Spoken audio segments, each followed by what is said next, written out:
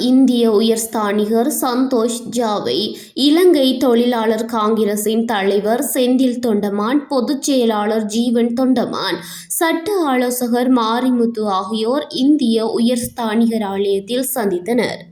இந்தியாவில் தெலுங்கானா, ஆந்திரா மற்றும் தமிழ்நாடு ஆகிய இடங்களில் இடம்பெற்ற பயிற்சி பட்டறைக்கு முதல் கட்டமாக இலங்கை தொழிலாளர் காங்கிரசின் உள்ளூராட்சி மன்ற உறுப்பினர்கள் 20 பேரை தெரிவு செய்து அங்குள்ள உள்ளூராட்சி மன்றங்களின் அது சார்ந்த நிறுவனங்களில் பயிற்சி பெறுவதற்கான ஏற்பாடுகளை இலங்கைக்கான இந்திய உயர்ஸ்தானிகர் சந்தோஷ் ஜாவை முன்னெடுத்திருந்தார். குறித்த பயிற்சியை நிறைவு செய்து அங்கு அவர்கள் பயிற்சி பெற்ற விடயங்களை இலங்கை தொழிலாளர் காங்கிரசின் உள்ளூராட்சி மன்ற உறுப்பினர்கள் கொழும்பிலுள்ள இந்திய உயர்ஸ்தானிகர் ஆலயத்தில் இலங்கைக்கான இந்திய உயர்ஸ்தானிகர் சந்தோஷ் ஜாவுக்கு விளக்கம் அளித்ததுடன் அவருக்கு தங்களது நன்றியையும் தெரிவித்தனர்.